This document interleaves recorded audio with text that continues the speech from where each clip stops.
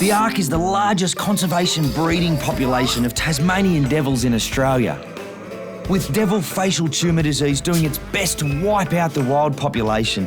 We're hoping insurance colonies like ours can guarantee the species doesn't become extinct. So what actually happened? So we were trapping last night. Yep. We're doing our quarterly health checks. Yep. And we found Kira with a joey, which is quite unusual. It's just wild, mate. We are quite literally as far in the opposite direction of breeding season as we could be, and she's weaning a joey. We've got a joey 5 months out of a normal breeding season, which is unbelievable. We so don't hear of it this time of year. A lone joey born out of the regular breeding season is at serious risk. Mum and Joey are in a yard of devils that are about to start breeding, testosterone-fueled males. If I leave them in the yard and the joey weans, he'll be killed. Just be a little bit careful, she's a bit feisty. Is she? Yeah. She's protecting her den. She's a firecracker, mate. Yeah, she's pretty protective. This is where all her mothering instincts come into effect. Her one concern is protecting that joey. Settle down. Well, it's going to be tricky, mate, but we need to catch Mum first. Yep. Separate her from the joey, and then assess them both. Yep. One of the greatest risks here is that Mum's cranky. She's defensive. Now, she's got teeth showing, and she's going to bite. If the joey gets into the wrong spot because we do something, we catch Mum and she turns around to bite, she could bite the joey. We don't want that to happen. OK, so just watch your fingers, mate, because she's going to have a chomp.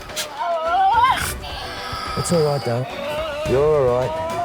You can't see the joey? No, I can't see the joey. It's not running around. OK, let's get this lid off. That's it. OK, that's good, mate. I can see it, mate. Just under her there. Hey, settle down. If you just wave a boot, Yep. As soon as she looks at you, I'm going to grab that tail and lift her up. If the joey comes off, that's fine. If it stays on, perfect. I'll lift her up and then we'll remove him. Is she looking at you? Yep, look at me. 1, 2, 3. There we go. OK. Now just watch out that she doesn't turn around, hold mate. her. Yep, keep him there for a sec. That's good. OK, there we go. Hey, hello, mate. You're all right. You got a little boy, mate. He's gorgeous, isn't he? You're all right.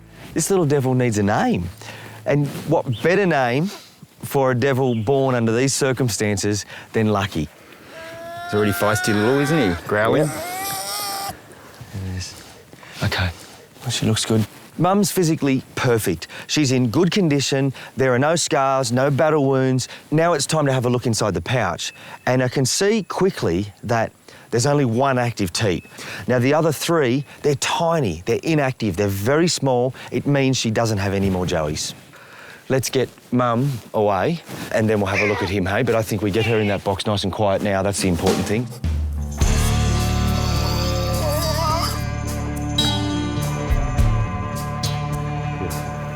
Mum's caught, in the box. She's safe, happy. Now we need to have a look at the joey. I hope it's healthy.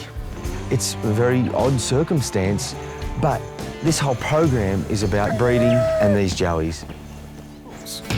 Let's get some weights and just have a bit better look at him and make sure that he's healthy. In you go, buddy. He's settled right down now. Yeah. Hello, mate. That's it. He's almost half a kilo on the dot. Well, physically, he's perfect. My main worry is that if we don't do something and we put him back in that yard with Mum and other breeding devils, he might not stay that way. Now, I've really got a dilemma. I've got a healthy Mum and joey, and under normal circumstances, they'd be fine. But these aren't normal circumstances. They're in a yard that's been stocked with devils that are about to breed. If he leaves Mum and enters that environment in the state that it's in, he'll be killed. So, Tim, what do you think we should do with Lucky? Well, that's what I'm thinking about now. We can leave Mum and Lucky Boy in an intensive yard like this, and she can rear him and finish weaning. But that means Mum is not going to breed this year. She's way out of sync. And we need joeys. This is a conservation project. She must breed. I've made a decision. It wasn't an easy decision to make, but I'm going to intervene and I'm going to hand rear Lucky. Well, this is it, mate. Yep. There's no sentimental goodbyes for Mum. It's natural. In 2 months, she'd wean him anyway. Plan is that she breeds again in a month's time, and Lucky Boy's back here and doing his own thing in 6 months, hey? Yeah. After Good you. job. So Tim's going to hand me the baby, which I think is great. We're going to have a nice, healthy baby to come back for breeding in a couple of years, and Mum's going back in for breeding this year. All right, mate, well, I'm off back to work. Precious cargo. Yep. Good luck with the real breeding season.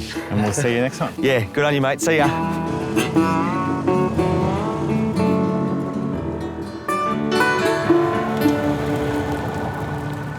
I'm down off the mountain and the mountain weather's certainly gone. Little Lucky's safely stashed in my pouch. I hope he likes his new home at the reptile park.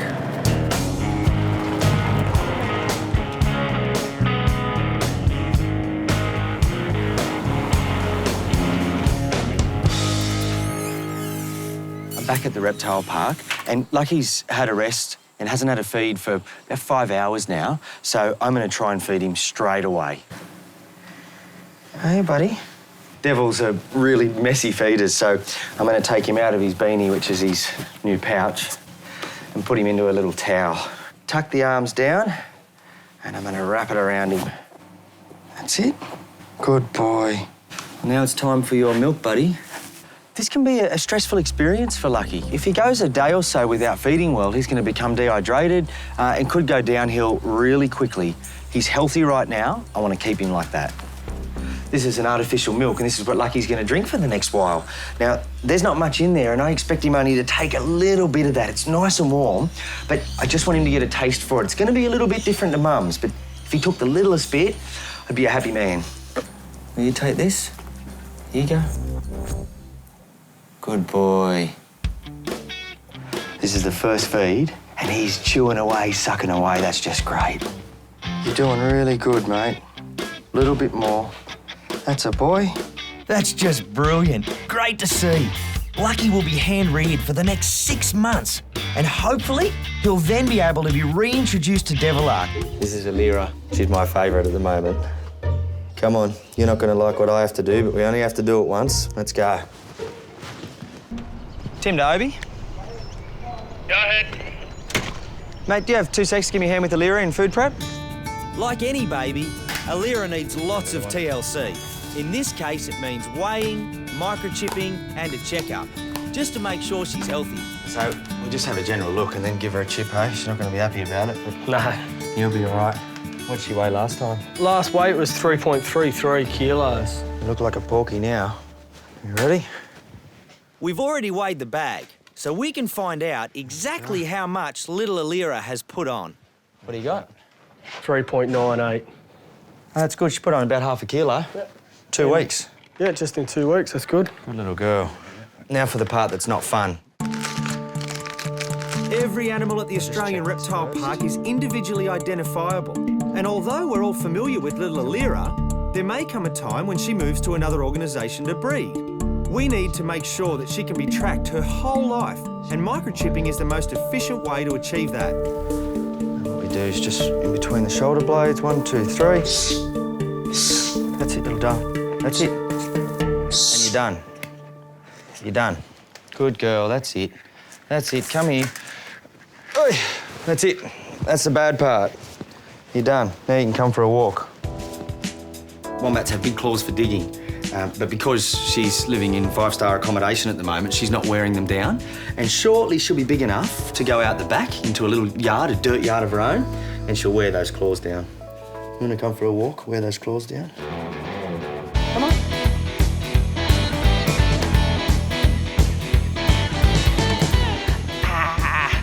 You're a good little girl. You're a good little girl. Come on.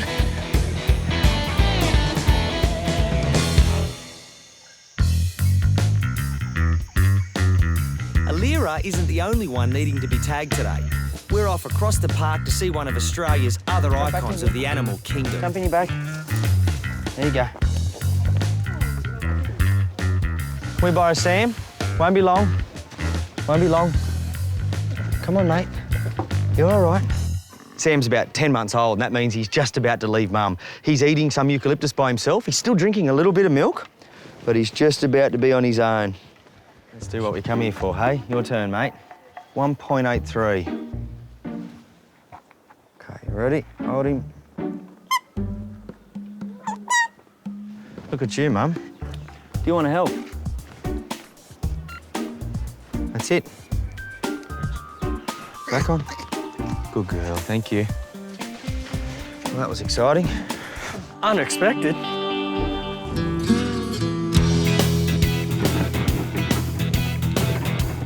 We got our wallaby gear. Most people go to the gym for exercise, but here at the Australian Reptile Park, we catch yellow-footed rock wallabies. This colony is due for their routine health check, but believe me, there's nothing routine about catching these agile marsupials. We got all the gear? Yeah, got all the gear. Good. Let's get into it. Might just have a bit of a chat about how we're going to do it first. We'll probably all have the opportunity to catch one of the yellowfoots. If it doesn't go to plan and a roo gets out or, you know, you miss, it doesn't matter. Just let's settle, look at where we are, make sure the roos are safe.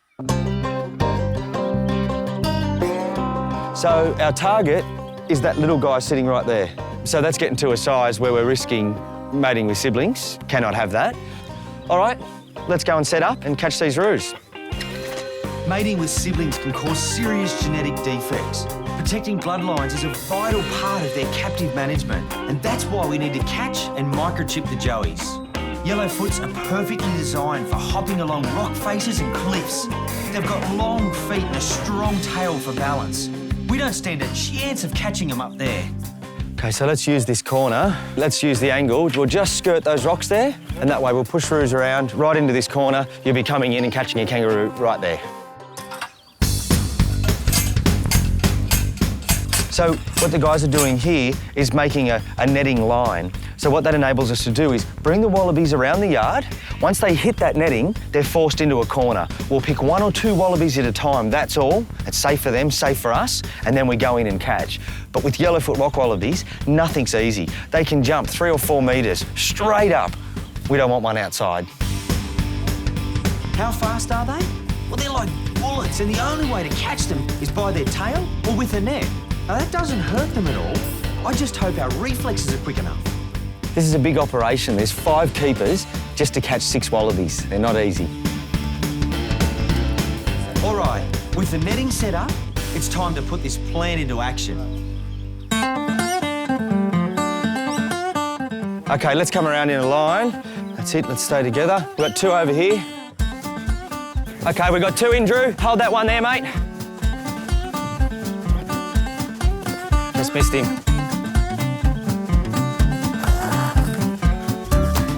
Okay, here they come. Okay, we've got one down. That one jumped straight over me. They're hard. That's him. Oh, it's okay, let him go. Well, it looks like things aren't exactly going to plan. We've had to call in another 2 keepers, reinforcements, the wallabies, giving us a hard time. Come in, guys, we've got one here. One right here. Close in. Andrew, come in. Got him. Watch your legs. Easy, Drew. Easy. Well done, mate. Hey. Are you all right, mate? Yeah, all good. Thought you were a rock. Good on you. Well done, mate. Yeah, cheers. Putting the yellowfoots in sacks is like putting them in Mum's pouch. It's dark, comfortable, and won't stress them out. Okay, next one, guys. Same again. Come on. Come on. That's it, he's down. I'm in behind you, Drew. Oh, beat us all. We got one. We caught one in the net. Missed the corner. Right, 1, 2, 3.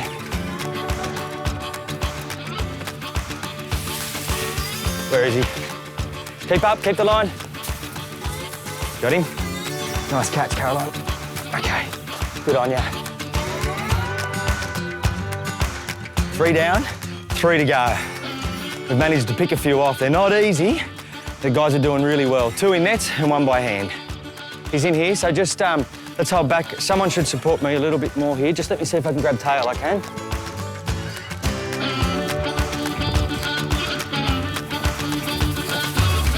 Got him. Whoa. Okay. Whoa, what a catch. I think that deserves a replay. Got him. Whoa. Okay. Full of fire. 1, 2, 3. I just managed to grab that little one by the tail. The reflexes were good. And that's how it happens sometimes. You set up a plan, we've got a good creche there, but we caught more of the wallabies opportunistically around the edges. You got to take your opportunities.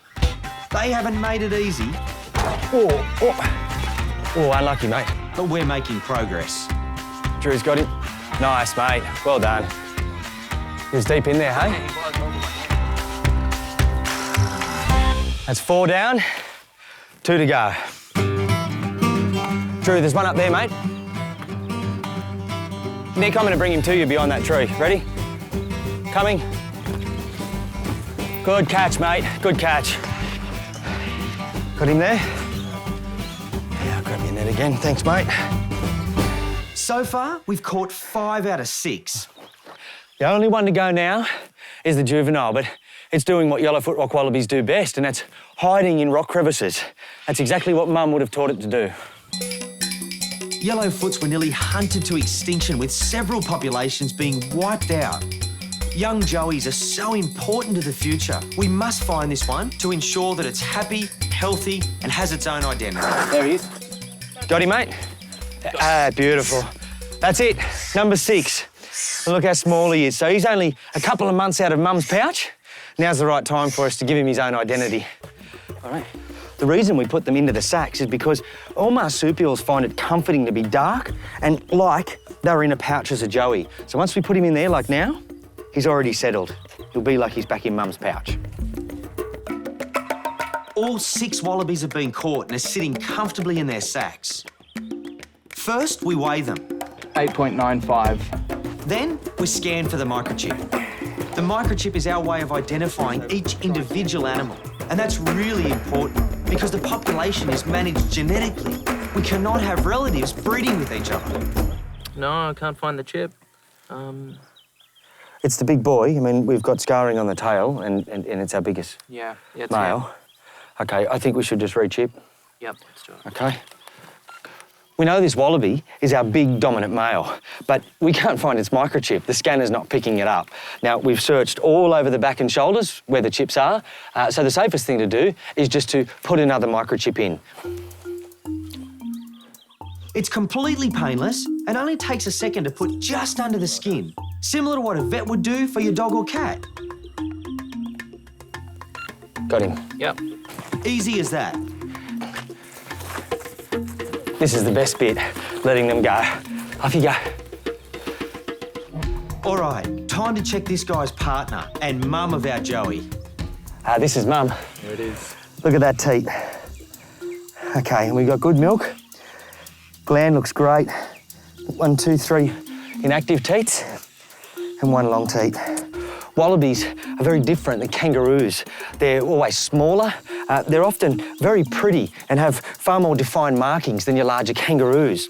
Their legs are shorter and their forearms are strong and stocky. And the base of the tail starts much closer to the ground. They're really agile, makes them hard to catch, but that's what makes them great. Bye, Mum. It's great to identify Mum and just see that she's happy and healthy. Now I want to have a look at her baby, make sure he's the same way. Young male yellowfoots are often bullied by older males. It's another reason why we need to monitor this guy closely. Hey, let go, please. Look at that. Beautiful little boy. That's what it's all about for us. He's 2.5 kilos, 1 year old, and now he's going to get his own identity.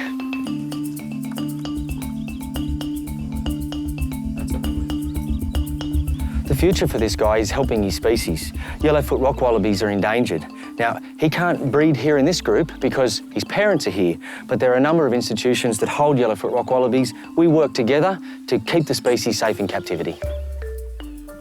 I can see Mum looking down at him, so I'm going to let him go. He's going to hop right back up. Hey, don't bite me, please. I'm about to let you go. See you next time.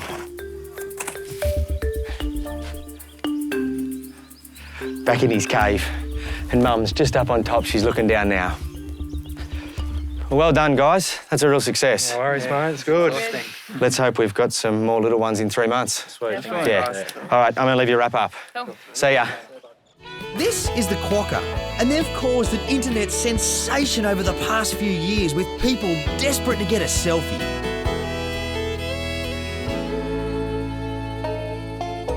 Given there's believed to be between 8 and 12,000 on the island, and they're not what you'd call particularly shy, it's not hard to get the perfect shot. I've seen a few quokkas on my travels today, but for the most up-close views, I need to get back across the other side of the island. Darkness falls quick at this time of year, so no time to hang about. Quokkas were in fact the first mammals sighted in Australia by Europeans way back in 1658, when they were described as a wildcat. 40 years later, a Dutch sailor mistook them for rats and named the island Rottnest, which means rat nest. The word quokka itself probably originates from the local Noongar Aboriginal language. They call them Quokka.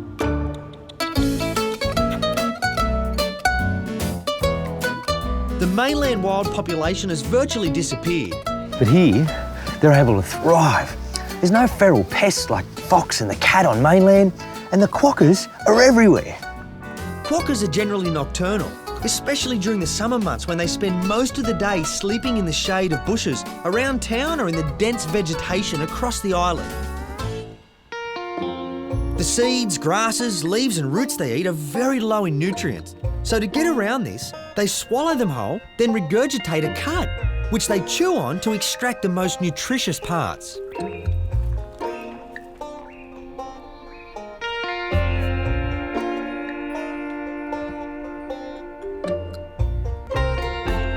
And people are told in their signs, don't feed the quokkas.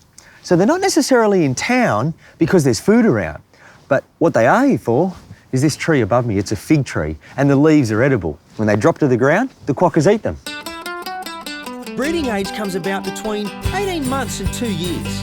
Gestation takes 27 days, and newborns are 2.5 centimetres long. Quite big for a marsupial. Just one is born each season, and it will remain in its mother's pouch suckling continuously for the first 26 to 30 weeks. At around 6 months, the joey will start to come and go until it's too big for its mother's pouch. It will then stay by her side for another couple of months until it's fully weaned. The quokkas are an obvious main attraction to the island. And what an experience for people to have. I mean, it's not every day you can go somewhere and have a little marsupial like this bounding around in the main streets of town. But it comes at a cost. Human food is no good for quokkas. They get dehydrated and there's not the kind of nourishment they need from a biscuit or piece of cake. Despite them being so friendly, we need to respect they're wild animals. They're not supposed to be handled and they're certainly not supposed to be abused.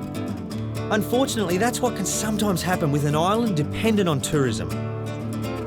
I've enjoyed my time on Rottnest Island. It really does give a hint of what the rest of Australia should be like. I've still got some more critters to see tonight, but I'll be leaving here a happier man. Thanks in no small part to the happiest animal on the planet.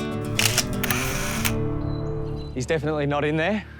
No, mate, I can see 3, not 4. He's supposed to be in here. Mike has discovered that overnight one of our koalas has gone AWOL. Yeah, I got to tell you, mate, I always get worried when koalas are out. I mean, we've got dingoes here, devils there. Let's have a look at this yard and then find him. Okay, mate. We have 13 koalas here at the reptile park, and sometimes they go missing. They don't vanish into thin air, but perhaps a keeper leaves a hose or a rake up against the fence, and koala climbs out. Other times, they just get the desire to jump out. It's not easy, but it happens. Well, the yard's good. I mean, there's no obvious signs out, so it's something else. But, you know, our priority now, we've got a koala on the loose. Theo's on the loose. Yep, we've got to find him. Righto, let's get on. Come on, Theo, where are you, mate? Where are you, buddy? I'm really worried about Theo. Koalas, when they get out, they climb up a tree in a safe spot, go up, across a limb, into another tree, and they can come down, be someone's lunch. What are you doing up there, mate? Haven't seen anyone about this big, fluffy, black nose? I hope not. Make sure you bark if you do. We've been out here for an hour now. I gotta tell you, I don't like this one bit. Theo, boy, Theo. What have you done? This is getting worrying. It's fast becoming a race against time. We'll look for Theo all day if we have to. He could be up really high in a tree, covered by leaves and foliage, and simply, we can't see him. If we have to, we'll stay here at night. I really hope it doesn't come to that. Come on, Theo, where are you, mate? We're now up to 2 hours, and my neck's becoming a bit sore. Where are you, boy? Where are you? If we don't find him soon, I'm going to have to extend the search outside the park. What's it, Tim? Go ahead. I've got Theo. Ah, you little ripper. Good on you, mate. Well, that's the good news. The bad news is Theo's made his way right up into the top branches, and he will not want to come down. Well, you found him. Now we've got to get him down. The fun part. Yeah, I don't want him to get any higher. No, I don't want him any higher either. Theo, no more. The plan now is just to scale the tree, try and get myself up high enough that I can then use the pole. And the pole's got a plastic bag on the end that makes a bit of noise. Now, you put that above the koala's head, and hopefully it makes the koala come down. I'm coming up, Theo.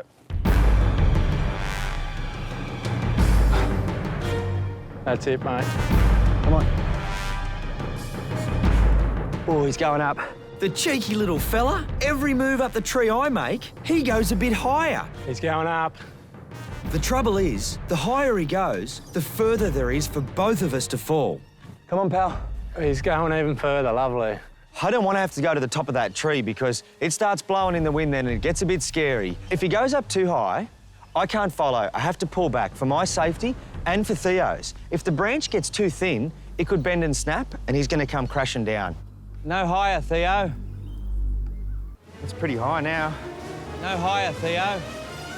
We've got a bit of a rescue situation going on here at the park. Come on, mate. Our boy Theo went AWOL from his enclosure and found himself up the top of a tree. Come on, Theo. Come on, mate. Down this way, please.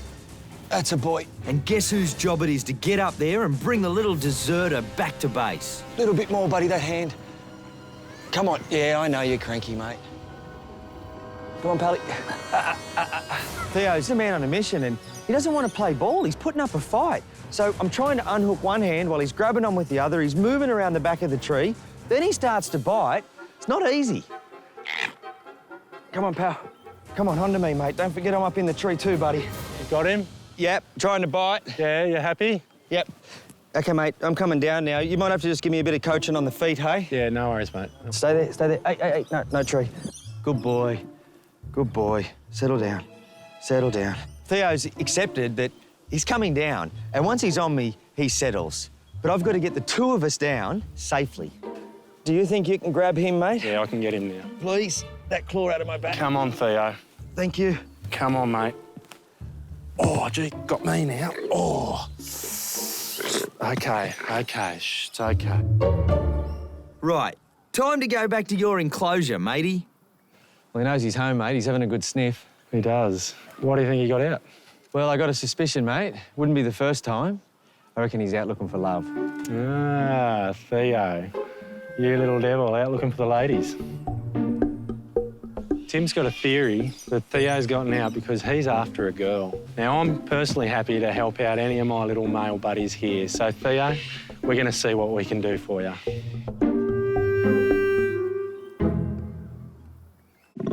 He's ready, mate. He's been calling the whole way. Well, there's only one thing to do when you've got an amorous young koala on your hands. It's time for us to play matchmaker. Theo is a young male, prime of his life, 3 years old, and this will be his first introduction to a female peer. Now, he's a teenager. He got halfway here last night. That's probably what he was after, so it's a pretty exciting day. Hey, mate. Yeah. And he's been grunting, like koalas do, the whole way from the yard to here. The only question now is whether Cupid will be shooting arrows between Theo and our girl Pia. I'm really excited for Theo. He's shown us all the signs, we've found a perfect match, and we're about to introduce them. The only thing that I'm a little bit concerned about is little Polly.